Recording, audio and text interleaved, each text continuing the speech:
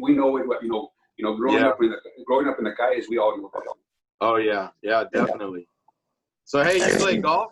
Do you play golf? You know what, brother? It's just funny, because right before the COVID, man, I was playing a few tournaments and my game was finally coming back. I was getting good, and all of a sudden, boom, shut down. But I was getting, the day we got to eat at the restaurant, for my son's graduation, which was a couple of days ago, the day before yesterday. I stopped at the range and I hit some balls for the first time. And you know what? I gotta go practice more, brother. I lost it, bro. Wow. That's golf, though. Let me tell you something funny that happened to me. I remember the first time I hit a golf ball when I teed off. It hit a tree and came back and hit me right in the leg. Hey, you know what? At least you were able to hit it. Yeah. First time I saw that golf ball, I missed it 3 times, brother. You know what I'm saying? At least you hit it, man. I know the feeling, man. I know the feeling. But yeah, we live here in sunny Florida, where it's the golf haven of the world, man. That's beautiful. The only thing I don't like about that is that golf, it's so humid over there. I golf one time there, and like every swing you gotta wipe yourself down, brother. You know what I mean? Yeah. It's okay. Oh, yeah. Let me see the cup. Oh, yeah. There you go. Yes, sir. All the time. No, I was going to ask you. That was one of my questions, is what kind of motorcycles you have. I have a few, brother. I have a few. I have a 4 Harleys, and they're all different, for different style of riding, and now, if my wife lets me, God willing, I want to build a 1949 panhead, so we'll see what happens. Yeah. So I have, and I used two on the show on mine, so it's kind of cool, man. Yeah, that my dad had that one. He had that one, and the Road King, the 49 panhead. Yeah. Oh, he did.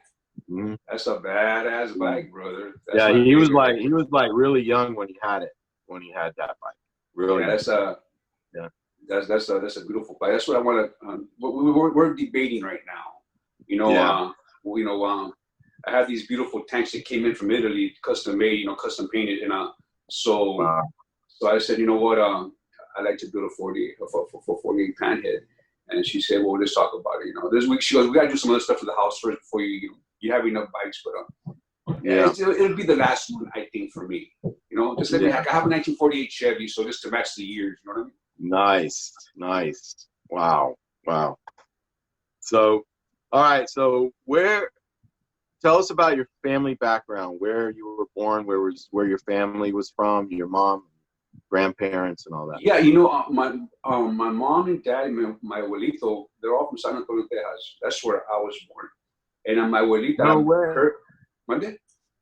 I said, no way. Wow, I lived there. I lived there for 3 years. It's humid, though, like Florida, though, in the summertime. It's worse than Florida. It's like living in a bowl. Yeah. Do not go in the summer, brother. Do not go in the summer, And they're from these guys, they're from migrant workers, from the fields, And I used to be in the fields. I was 4 years old when we came over here, so I never really worked. I would just run around and play in the fields while they worked, My biggest thing I remember from the fields is when my grandpa used to drive the tractor, and I would get on top of his lap and we'd drive the tractor. And that was that's something I'll never forget. I mean, that's many years, 55 years ago, but I don't forget those things, bro. It's really, it's a great memory, And then when in 1965, we all came down, the big family, because I have a huge family. So 5 families came down, right, to Los Angeles, in an area called Frogtown. That's where I spent most of my life there, 40 years. Wow.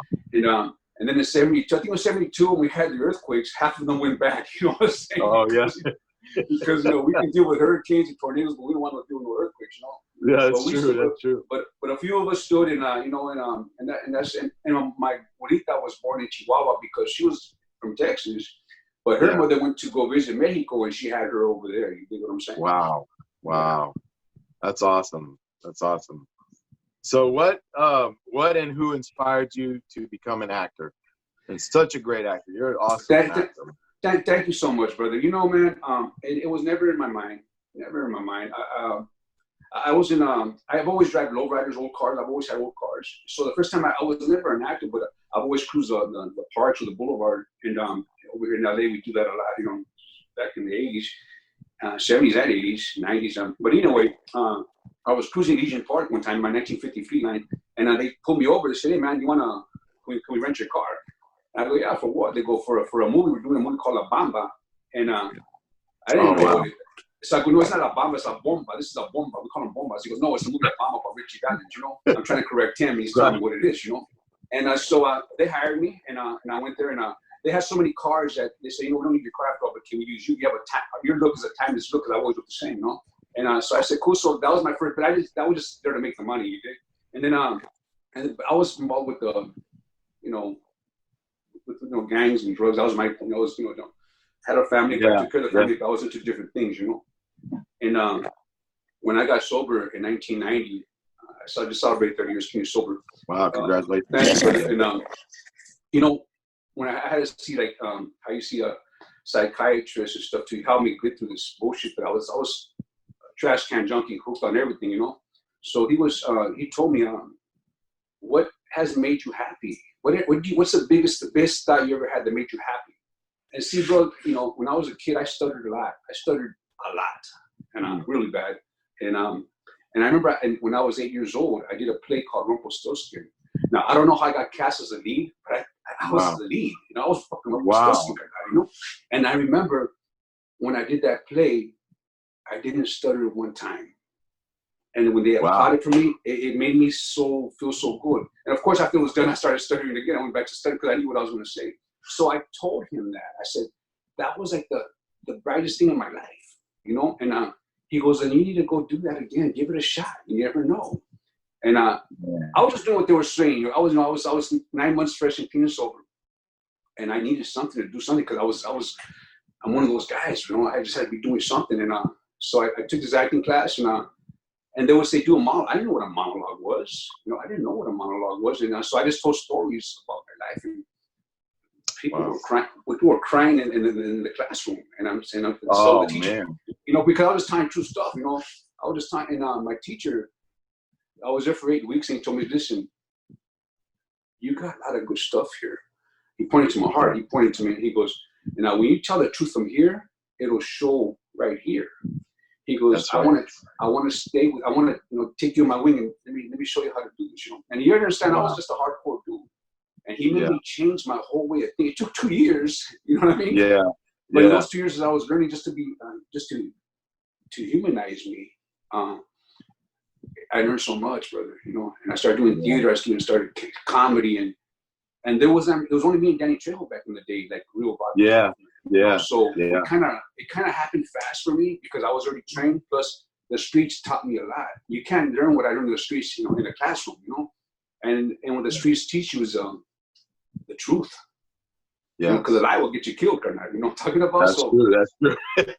You know, so everything I do, whether it's comedy, drama, dramedy, I've always bring part of me, but always with the truth. You know what I'm saying? Yeah. Yes. I can see it too, man. I can see it, you know. And you know, God plays his part too. Well, you know, God, at the end of the day, you know, it's really weird. I've never, I was raised Catholic, you know, but I was always on the wrong track for most of my life, the beginning of my life, you know, and at the end of the day, Karnat, you know, when I was in the bottom of my ropes, when I was losing my fucking mind, I yelled at him. I said, "Where the fuck are you at? Where are you at, homeboy?" You know, I was talking about, you know, I mean, blasted him. And so I was there. The next day till now, I haven't touched a drink or a drug. You dig what I'm saying? Wow, that is awesome. And that's why I always bring him up, you know, because I have to bring him up, because at the end of my wits, that's who I called for, and he was there, local. You know what I mean? You know, and that's a true story, you know what I'm saying? Yeah, so and we go through our lives too, you know, like that. Yeah. You know, whether you believe him or not, you have to have a higher power, bro, because it's not just us. You know what I'm saying? That's right. I agree with that. I agree. So tell us about Mayans MC, On My Block, and some of the other series and movies you were in. Kind of give us a little background on all that, and what you're doing now currently. Well, we were already going to go back this on the Mayans in 2 weeks. We were supposed to go back to work, and then we got the call. We shut down everything. And I was working on 2 other shows. I can't say the shows because I sign these NDAs, so I can't. I got like 3 things going on right now. But all I could talk about is the Mayans because they're the 2. It's a spoiler, or it'll be people don't know yet. You know what I'm saying? But, I've been blessed, brother. I've been blessed to have work, man. And have a job to go to. So so we're just chilling. I've never rested this long in my life. You know what I'm saying? I never go without a month without being out of work. God bless you. Thank you for that. The past 25 years, and so this has been kind of weird, because so I read a lot. I read a lot of scripts now, and I couldn't do before. But what I've been digging about this carnal is that a lot of times I can't spend dinner time with my family because I work long hours. You know how it is. And but this time, man, for 2 nights, my wife's Dominican. She cooks amazing. And but now we sit down every night and have dinner, and we pray, which is never something we never really did. Wow. We pray, except when we're in a restaurant. You know what I'm saying? We go, we say those prayer. But now we get to pray in the home. And we let my son lead the prayer. And man, some of the things that come out of his heart and his mind is so beautiful. It's so beautiful. So we know we're raising him right, man. It's just because we don't tell him what to say. We all have church brain, and we say stuff. And I go, man, of course I love my son, but I love your heart, people. You know what I'm saying? It's so beautiful. Wow. So we're all getting something out of this, carnal. You know what I'm saying? Yes. So, and you know what? In all the movies you've done, tell us about a funny moment, like a really, really funny moment that you had while you were filming. I can't say some of them, the really funny ones because they would not be proper, but I'm being honest, bro. Yeah. PG. Yeah, exactly. So I'm gonna tell you one that just happened recently on the Mayans MC, okay? So I know you got to cut it up because it's a little bit long, but anyway, we were the guys. We like to play jokes on each other all the time. It's just Mayans MC, brother, is one of the best, if not the best, sets I've been on. It is all raza. We get each other. We get it. Wow. We're appreciative, and you know what? We like to play around. I've never been in a frat house, but I've seen frat house movies, and that's what it reminds me of. Okay, brother? Wow. It's the funniest thing. It's just so fun to be part of. But anyway, so we were in the middle of the desert filming, and in between takes, they have this big old moving van, so we're not too hot. It's very comfortable for us. While they have the stand-ins, on the bikes and stuff. So we're on the van, and we're joking around. Now we're talking about what's going to be the next prank. Let's prank so and so, okay? So we're all there. Yeah, bro, we'll do this, we'll do that, we'll do that. And easy, JD Pardo is sitting in the front seat, and we're all in the back, it's huge. And so I go, listen, bro. One of us got to call him unanimously and tell him to meet us there. And everybody stays quiet. Because I say unanimously. So then JD looks at me, he goes, I think you mean anonymously, right, bro? Because everybody was quiet out of respect. They want to say, I'm saying the wrong word, But JD had to call me out on it. I go, shut up, fucker, you know what I mean. And then everybody started laughing. That's funny, man. Call them anonymously, not unanimously. Talking about it's just that we can kid with each other like that. But you see somebody punch somebody in the arm, and they'll be running around the set trying to get each other, and all of a sudden they're saying, okay, 5 minutes to go, and everybody just calms down and gets professional. So, bro, it's like I've been doing this so long, okay, brother. So after a while, it's a job. You have to learn your lines. You got to wake up at 4 a.m. It's a job. But now, it's really weird. My last quarter of my career, it's like I'm starting all over again. I'm having just as much fun right now on the Mayans MC as I had in the beginning. You dig what I'm saying? So how good is that, right? That's why I thank God every day, man, that's right. I agree with that. So, what is your passion or hobby or thing that you love to do the most? Like, when you're not working. You know what? I like to golf. I'm a cigar guy. I have a bunch of. I'm a cigar guy. Oh, you definitely. I have to send you some cigars from Ybor. Brother, check this out, but now so I don't want to take this too much of your time, you know.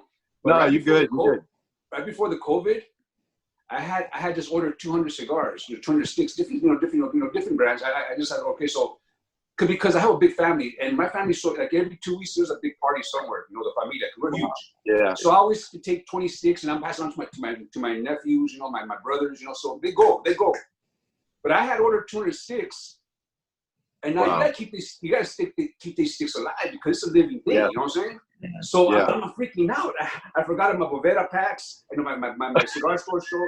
So I had to buy an extra humidor because I don't know. No. But yeah, bro. I'm always stocked up. I love my cigars. That's my thing. And riding my bikes. And but I just recently, about 9 months ago, I started. I've always liked the guitar. So this came at a perfect time for me, Colonel, So, but my thing is this: when I like something, I can't have one. I can't have one. So now I got 5 guitars. You know what I'm saying? And wow. But no, what I do is I go in my room, and I call it the guitar room now. And I get my dogs around me, and I plug in my guitar, and I play for my dogs. I play for shit. But you know what? I like it. I really dig it. And now my wife comes in the room, and I play a little whatever I make up because I don't study the music. I just make up the music in my head. Yeah. And now I pick it, and my wife dances for me. Oh, that's awesome. So you know what? It really mellows me out. It really. So check this out, now. So one of the guys on our show, Michael Irby, the guy that plays my primo, Bishop, he could play. He could play, right, Mato? So we go to work. He's always playing on his stoop, on his trailer, smoking a cigarette, playing. So I go, I want to play, bro. That's come I got the guitar. And he goes, well, I went to the guitar store. They told me, you know what? Get a ukulele to start with. What? And, I bought I didn't know. Right? So I'm check this out. So that's wrong, I get the fucking ukulele, right? It's a Grateful Dead. It's pretty cheap. It's like this big, right? So I tell my friend Michael Irby, I go, hey, bro, I bought me a ukulele. He looked at me and he goes, why don't you get a man's guitar? Oh, man. So you know what I do? Hey, bro. So what I did is that's wrong. The ukulele has been in the box since I bought it. It's there. And I got me a guitar, a real guitar. You know what I'm saying? He goes, don't learn that shit because you got to relearn everything all over again. You know what I mean? Yeah. So, and you know what, man? I'm having, that's my calmado right there. I love it. Yeah. Yeah. That's true. Yeah. That's funny. Okay. So now to the really important question. Yes, sir. What is your favorite Latino food? You know what, brother? Tamales. Mm. You know what? When we were kids, bro, when we came from Texas over here, we didn't, we were really poor, bro. Me and my brother slept in the same bed till we were 12 and 13 years old. I just lost my brother 2 years ago. Rest in peace. We slept we're like this right now, And we sold tamales door to door for 8 years. Every Saturday, every Saturday. And back then it was $2.50 a dozen, brother. And I remember when somebody when we had my mom would make 25 dozens every weekend.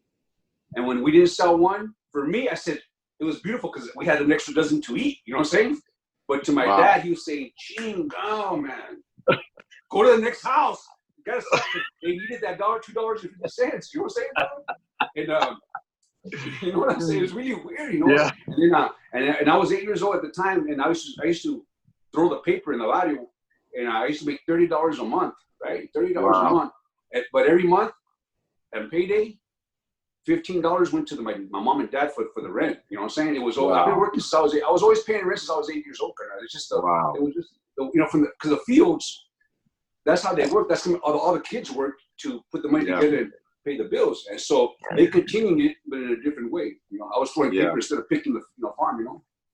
Right. But you know what, Bernard? That's the thing. One thing is that me and my dad, we never really got along too good. But you know what? He was an old school Mexicano, and he just instilled, a man always works, a man always takes care of his familia, and you always have a little bit of money in your front pocket. And to this That's day, right. even though I have a debit card, I still got cash in my front pocket, and I always have. And I always have. And you never know. You never know. You never know. To this day, brother. Since I was 8 years old, man. Yeah. I'm the same way, man. I'm the same way. So what's in the future for you? What projects do you have coming up, or anything? Like I said, I have the mines, and I have 2 other shows right now. I have 2 other shows, but I just can't say what it is because of we're still on the NDA stuff, and then there's another show that I can't say because that would be a spoiler. So I just it's been man, it's been better. It's really as I'm getting older, I'm getting called more. It's usually the other way around, but it's I take it, brother. It's also, I take it, brother. God bless, God bless. God bless you. All right, here's the last question. Yes, sir. And who has always been your hero and inspiration? I'm gonna say this, and is my heroes and inspirations in the beginning when I was a kid were the things I saw in the movies, like the Dead End Kids, James Cagney, that kind of stuff. Because we were gangsters in the Calles, because the East Side kids were like us, but from New York and Chicago. We were the same kind of kids, just trying to do something to get out of it, Yeah. But but then when I was 17, Carnal, I went and saw Zoot Suit in person, and they would say, "Hey man, they're doing this play right now about cholos and stuff, right?" Wow. And that's how I dressed, So I said, "Oh yes," I went over there all chingon, all out thinking, "Let me see what these guys are," thinking all stupid, right? All stupid. And we sat second row from the front. Because my good friend at the time, he was the president of Mecha at a college over there, so we got great seats, right? Yeah. And when Edward James almost came out, brother, he came out and he did what he did. I was taken back. I go, man, this black bro's a badass. You know what I'm saying? So I watched him after Zoot Suit. I was just, back then I wanted to go on stage. That's how much I was impressed, But of course I was doing the street thing, And then so I followed his career the whole time, and I would emulate him, and the guys, what I mean? He made me like a better gangster. It was kind of weird, Yeah. But then as time went on, I would see what he was doing for the gente. He always was a big thing for me to look at. And, and we did so many things together, and when I became an actor, it was like an honor to be working on the same film, whether we were in the same scene or not. Yeah. Because we did so many things together, but he'd be behind the scenes or different scenes. So when we did the Mayans last season, me and him finally had a scene together. And that scene was 42 years in the making, Carnal. That's awesome. From when I first admired him, 42 years later, we're finally working against each other, Carnal. You know what I mean? It was, and I gotta tell you, man, I've been doing this so long. I work with the biggest actors there is in Hollywood, and I've never been intimidated. Yeah. That night when I was working with him, because for me, I was working with it in Rio. You dig what I'm saying? And so that was and I said in my head when I'm doing the scene, of course we're ready to go. It's just me and him, and in my head I'm going, "Don't fuck this up, Emilio. Don't fuck this up."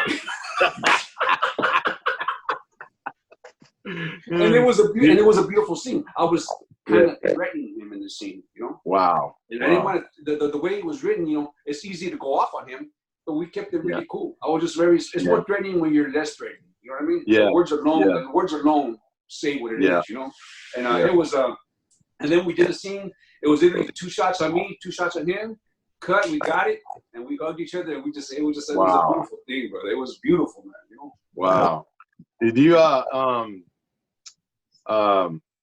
what does that say? When you met him, I mean, how when you were like him and any other people that you have met, that you always wanted to act with, tell us a little bit about that too, like how you felt with the different actors that were kind of, somebody you looked up to. I've been blessed, bro, to everybody who I wanted to work. The main guy I want to work with in my lifetime, since I already worked with Eddie, and I know I'll continue working with Eddie, is Christopher Walken. I would love to work with Christopher Walken. It's just because he's just an offbeat guy, and I just want to see how a scene between me, and plus I want to pick his brain a little bit, if I could. you know, and it's just I like offbeat characters. I really do. I was able to work with John Malkovich for 4 months on Con Air, so I got to hang with him a lot. Which was he was one of my he's just offbeat kind of guy. You dig what I'm saying? And most recently I worked with Tom Hardy on Venom, which was really cool. You know what I'm saying? And you know, they wanted me to come and read, and I don't really like to read no more. I mean, and this is if it's a different kind of character, I'll read. But then I said, nah, cool, just tell them to make an offer. And they didn't want to make an offer. They said, I go, okay, if you want me to read, who's the scene with? Yeah. They go, it's with Tom Hardy. I said, wow, I'll go read. You know what I'm talking about? and then, I went and read. And before I even got home, I got the job. You know what I'm saying? So, and then it was good about Tom Hardy's that I realized that when we spoke, we got to hang out a little bit, that me and him have a lot of things in common.